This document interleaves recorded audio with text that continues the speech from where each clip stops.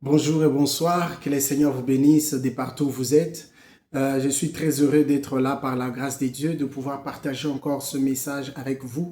Prions ensemble. Seigneur éternel, nous bénissons ce moment et nous bénissons ton nom, toi qui es le maître des temps et des circonstances, qui nous donne en ce moment précis la force et tu as mis en nous ta parole afin que nous puissions la transmettre. Seigneur, tu es notre asile de paix. Manifeste-toi en ce moment que ton onction et ta puissance se déchaînent au travers de ton peuple. Étends ta main et touche ton peuple partout, partout au volant, dans les airs, sur la mer, sur la route. Seigneur, dans les maisons, que ta puissance se répande au travers de ce message. Au nom de Jésus-Christ, Amen. Vous êtes bénis de vous connecter. Merci de partager avec quelqu'un. Merci de faire des ajouts qui nous édifient énormément. Nous sommes très, très reconnaissants. Que le Seigneur Dieu soit avec vous et vous bénisse abondamment. Alors, nous sommes dans les douleurs de l'enfantement, les dépassements des termes, les causes du dépassement des termes. C'est ça le sous-thème que nous avons abordé la fois dernière. Et nous avons évoqué trois causes majeures qui ne sont pas exhaustives ou une liste exhaustive des causes, mais nous avons décidé d'aborder ces trois parce qu'elles sont majeures. Nous avons commencé avec l'ignorance. L'ignorance de ce que vous portez, l'ignorance de la grossesse qui est en vous, l'ignorance de ce géant qui est en vous, l'ignorance aussi des alliés, des facilitateurs, des hommes et des femmes que Dieu a déjà placés dans ce monde quelque part. Ils peuvent être autour de vous, quelque part là, et ils sont des acteurs majeurs dans votre devenir. Ils sont des acteurs majeurs, ils doivent jouer une partition pour que vous puissiez accoucher. Écoutez Jésus, ce qu'il fait et ce qu'il dit. Il regarde Pierre qui essaie de l'empêcher d'aller à Jérusalem où il doit être crucifié. Il lui dit, arrière de moi Satan. Et il regarde Judas, cet homme qui a déjà reçu de l'argent pour trahir Jésus et les vendre. Il est venu et Jésus lui dit, mon ami, tout ce que tu as à faire, fais-le promptement. Nous voyons ici Jésus en train de démontrer la connaissance, non seulement de la destinée qu'il portait, de la mission qu'il avait, mais également il connaissait les acteurs, les alliés qui devraient participer dans l'accomplissement ou dans l'accouchement de la destinée. Il a même dit, il dit aux disciples, je vous ai choisi, mais l'un de vous est un démon. Jésus savait exactement le rôle de chaque personne. Donc la connaissance ici, elle est la connaissance de tout. Donc l'ignorance, nous devons l'éviter. L'ignorance est de notre destinée et l'ignorance des acteurs qui doivent nous faciliter l'accouchement. Nous avons également évoqué l'ignorance autour de nous, dans la famille. L'ignorance parmi nos frères, nos amis, qui vont essayer de nous asphyxier parfois avec bonne intention. Comme Pierre, c'était par bonne intention qu'il disait à Jésus, qu'à Dieu ne plaise, tu ne vas pas à Jérusalem. C'était des bonnes intentions, il voulait protéger Jésus. Alors, lorsque l'entourage autour de nous, les gens qui nous entourent ignorent notre mission, notre destinée, ils vont nous asphyxier. Ils peuvent nous amener dans les dépassements des termes et le dépassement des termes a des risques et des conséquences. Nous avons amorcé le deuxième élément ou la deuxième cause, c'était l'incrédulité. Quelle que soit sa cause, parce que l'incrédulité ne tombe pas out of the blue. L'incrédulité est toujours secondaire à quelque chose. L'incrédulité peut être secondaire à l'échec, ça peut être secondaire à une longue attente, ça peut être secondaire à une déception, et tout ça, mais elle reste l'incrédulité. Lorsqu'on est incrédule, c'est déjà très très difficile qu'on puisse engager des forces intentionnelles. Parce que lorsqu'on vous dit vous êtes enceinte de quelque chose de grand, vous n'allez pas y croire. Et nous l'avions dit, il y a des gens, ils ne peuvent pas croire qu'ils portent une grande destinée seulement parce qu'il est orphelin, seulement parce qu'il est d'une famille pauvre, seulement parce qu'il n'a pas un diplôme d'université, seulement parce qu'il n'a pas étudié dans une grande université. Tous ce sont des raisons pour lesquelles certaines personnes s'excluent comme étant des gens porteurs d'une grande destinée. Mais ce n'était pas le cas avec David. Il était berger, le dernier de tous ses frères, derrière les troupeaux de son frère, de son père plutôt, mais il a su croire à ce qu'il portait une grande destinée et que lorsque le temps a sonné, il a décidé de s'engager pour aller accoucher sa destinée. Aujourd'hui, nous voyons la troisième cause, le diable. D'entrée de jeu, je voulais vous dire déjà que le diable peut agir par en créant l'ignorance en nous, parce que la Bible dit le Dieu de ce siècle a aveuglé certaines personnes. Lorsque vous êtes aveuglé, vous êtes dans l'ignorance. Vous êtes aussi probablement dans l'incrédulité. Donc le diable peut engendrer l'ignorance, il peut aussi engendrer l'incrédulité. Mais nous avons voulu le mettre à part parce que il peut aussi agir de différentes manières. Et aussi l'ignorance et l'incrédulité ne sont pas seulement des conséquences de l'action du diable. L'ignorance peut être aussi à cause du manque d'attention sociale ou intellectuelle. Tu n'as pas voulu t'instruire. Tu n'as pas voulu aller à la recherche de l'instruction, aller à la recherche de la révélation. L'incrédulité, comme nous l'avions dit, pour plusieurs raisons, mais le diable peut les engendrer. Mais il peut aussi agir en solo. Je vais ici proposer 2 textes et je veux le mettre en parallèle pour que nous puissions comprendre un peu le message que je veux partager ici. Ce sont des longues lectures, mais en tout cas, tirez attention à la lecture parce que ce texte parle d'eux-mêmes. Ça parle d'eux-mêmes en tout cas. Genèse 24, je commence par le verset 50. La Bible dit, Laban et Bethuel répondirent et dirent, c'est de l'Éternel que la chose vient. Nous ne pouvons te parler ni en mal, ni à bien. Là, c'est l'histoire de Rebecca. Je veux sauter pour aller à 54. La Bible dit, après quoi, ils mangèrent et burent, lui et les gens qui étaient avec lui, et ils passèrent la nuit. Le matin, quand ils furent levés, les serviteurs dirent, laissez-moi retourner vers mon Seigneur. Les serviteurs dont il est question ici, c'est Eliezer plutôt, je l'ai évoqué la fois dernière. Verset 55. Le frère et la mère dirent, écoutez ça très bien, que la jeune fille reste avec nous quelque temps encore, 10 de jours, ensuite tu partiras. Il leur répondit, Eliezer, ne me retardez pas, puisque l'Éternel a fait réussir mon voyage. Laissez-moi partir et que j'aille vers mon Seigneur. Je vais mettre ça côte à côte avec une autre écriture. C'est Juge chapitre 19, l'un des passages les plus étranges dans la Bible. Vous pouvez lire tout ce passage-là, mais je veux lire 1 à 10, je veux lire 20 plutôt à 22, je veux lire 27, et puis je veux lire 29 jusqu'à 30. Je vais sauter comme ça. Alors, je vais commencer la lecture. Juge 19, 1 à 10. Dans ce temps où il n'y avait point de roi en Israël, un Lévite qui séjournait à l'extrémité de la montagne d'Éphraïm prit pour sa concubine une femme de Bethléem de Juda. Sa concubine lui fit infidélité et elle le quitta pour aller dans la maison de son père à Bethléem de Juda, où elle resta l'espace de 4 mois. Son mari se leva et alla vers elle pour parler à son cœur et la ramener. Il avait avec lui son serviteur et 2 ânes, et le fit entrer dans la maison de son père. Et quand le père de la jeune femme le vit, il le reçut avec joie. Son beau-père, le père de la jeune femme, le retint 3 jours chez lui. Ils mangèrent et burent, et ils y passèrent la nuit. Le 4e jour, ils se levèrent de bon matin, et le Lévite se disposait à partir. Mais le père de la jeune femme dit à son gendre, « Prends un morceau de pain pour fortifier ton cœur, et vous partirez ensuite. » Et ils s'assirent, et ils mangèrent et burent, eux 2 ensemble. Puis le père de la jeune femme dit au mari, « Décide donc à passer la nuit, et que ton cœur se réjouisse. » Le mari se levait pour s'en aller, mais sur les instances de son beau-père, il passa encore la nuit.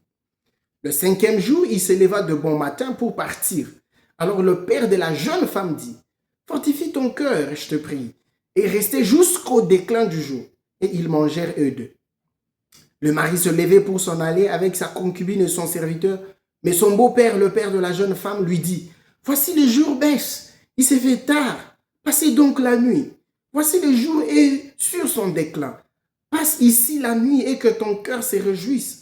Demain, vous vous leverez de bon matin pour vous mettre en route et tu t'en iras à ta tente. » Le mari ne voulut point passer la nuit. Il se leva et partit. Il arriva jusque devant Jébus, qui est Jérusalem, avec les 2 ânes battés avec sa concubine. Je vais sauter. Le vieillard dit, « Que la paix soit avec toi. Je me charge de tous tes biens. Tu ne passeras pas la nuit sur la place. » Il les fit entrer dans sa maison et il donna du fourrage à ses ânes. Les voyageurs se lavèrent le pied, puis ils mangèrent et burent. Pendant qu'ils étaient à se réjouir, voici les hommes de la ville, gens pervers, entourèrent la maison, frappèrent à la porte et dirent au vieillard, « Maître de la maison, fais sortir l'homme qui est entré chez toi pour que nous le connaissions. » Le matin, son mari se leva, ouvrit la porte de la maison et sortit pour continuer son chemin. Mais voici la femme, sa concubine, était étendue à l'entrée de la maison, les mains sur le seuil. Arrivé chez lui, il prit un couteau, saisit sa concubine et la coupa membre par membre en 12 morceaux, qu'il envoya dans tout le territoire d'Israël. Tous ceux qui virent cela dirent, jamais rien de pareil n'est arrivé et ne s'est vu depuis que les enfants d'Israël sont montés du pays d'Égypte jusqu'à ce jour. Une longue lecture. Je vais essayer d'expliquer ça. Qu'est-ce qui se passe dans ce texte? Il y a eu un lévite qui avait sa femme. La femme a fait une infidélité et elle est rentrée chez ses parents. Mais l'homme a réuni son courage d'accepter de pardonner sa femme et de faire des réconciliations. Ainsi, il va dans sa belle famille, il va se réconcilier avec sa femme. Mais comme je vous ai dit l'histoire de Eliezer qui est allé chercher la femme aussi, lui, au lendemain déjà, il dit, moi je dois rentrer parce que Dieu a fait réussir ma mission. Mais cet homme, la Bible dit, son beau-père le retient 3 jours. Alors qu'il a déjà fait la réconciliation avec sa femme, tout s'est bien passé, mais le beau-père le retient 3 jours. Les dépassements de terme. Bien-aimés, posez-vous la question, qu'est-ce qui vous retient? Au 4e jour, il dit, il se dispose, il prépare toutes ses valises, ses bagages et tout, il doit partir. Le beau-père lui dit, non, mange quelque chose, fortifiez-vous et puis vous allez partir. Il mange, il se réjouit et le beau-père dit, non, pas seulement nuit, réjouis-toi comme ça, vous irez demain. Il essaie de faire pression pour partir, mais sous les instances de son beau-père, il reste encore le 4e jour. Au 5e jour, le matin, il est prêt pour partir. Le beau-père lui dit, non, mange, et puis vous irez au déclin du jour. Lorsque le déclin du jour arrive, l'homme, il s'élève, il veut partir. Le beau-père lui dit, non, tu vois, le jour a vraiment baissé, vous pouvez aller demain. Donc, le beau-père trouvait toujours des raisons pour retenir cet homme et l'entraîner dans le dépassement. Bien aimé, comme nous l'avions dit, même ceux qui sont autour de vous, lorsqu'ils ignorent votre mission, ils ignorent votre destinée, ils vont être utilisés pour causer les retards, les dépassements des termes. Et c'est le diable qui est derrière ça. L'homme, au 5e jour, le soir, il dit, moi, je dois partir. Ils partent, ils vont arriver dans une ville qu'on appelle Jébus. Ils se faisaient tard, ils se sont dit, on va passer nuit ici. Ils étaient à la place publique parce qu'il n'y avait personne dans cette ville-là. Et un vieillard vient le recevoir chez lui. Il dit, vous allez passer nuit chez nous. Chez moi plutôt. Mais les gens de la ville, les hommes pervers, les méchants, ils sont venus. Ils ont voulu violer l'homme. Alors l'homme dit, ce n'est pas bien que vous puissiez... D'abord, déjà, c'est un mal, violer. Mais vous voulez violer un homme. Je pense qu'on peut même vous donner la concubine de l'homme. Comme ça, vous pouvez faire ce que vous voulez. Ils ont pris la concubine de l'homme, qui était sa femme, avec laquelle il s'est réconcilié. Ils ont violé la femme et la violenté toute la nuit. Et le matin, la femme est décédée de tout ce qui s'est passé. Bien-aimés, voyez comment et combien le diable peut vous détruire votre destinée, détruire vos projets, détruire vos plans. Avec des simples retards. Simples retards occasionnés par des bonnes intentions. Le beau-père n'avait aucune mauvaise intention. Restez ici, réjouissons-nous, c'est bien, il est bien beau d'être en famille et tout. Mais pourtant, il y avait un plan macabre que le diable était en train d'organiser derrière cela. Eliezer qui avait la révélation, il dit, lorsque Dieu a fait réussir un plan, il faut partir le plus vite. C'est pourquoi, en Égypte, il leur dit, lorsque je vais passer en Égypte pour frapper le premier-né, vous allez manger l'agneau avec les herbes amères, mais il dit, avec ceinture autour des reins, et vous devez être debout comme des gens qui sont prêts à partir, et vous devez partir. Bien aimé, lorsque Dieu fait réussir son plan, vous devez partir. Il y a des gens, le diable utilise de fois l'échec ou la réussite pour nous faire rater ou entraîner le dépassement des termes sur toutes les autres promesses que Dieu avait déjà prévues ou tous les autres projets qui devraient s'exécuter. Il utilise la réussite. Cet homme a réussi à convaincre sa femme. Il a réussi à réparer. Il a réussi à se réconcilier avec sa femme. La joie était au rendez-vous. Mais le diable a utilisé cela pour engendrer un dépassement des termes, un glissement dans le temps. Et ça a mené des conséquences irréparables. La concubine ou la femme a été violée et violentée. Elle est décédée.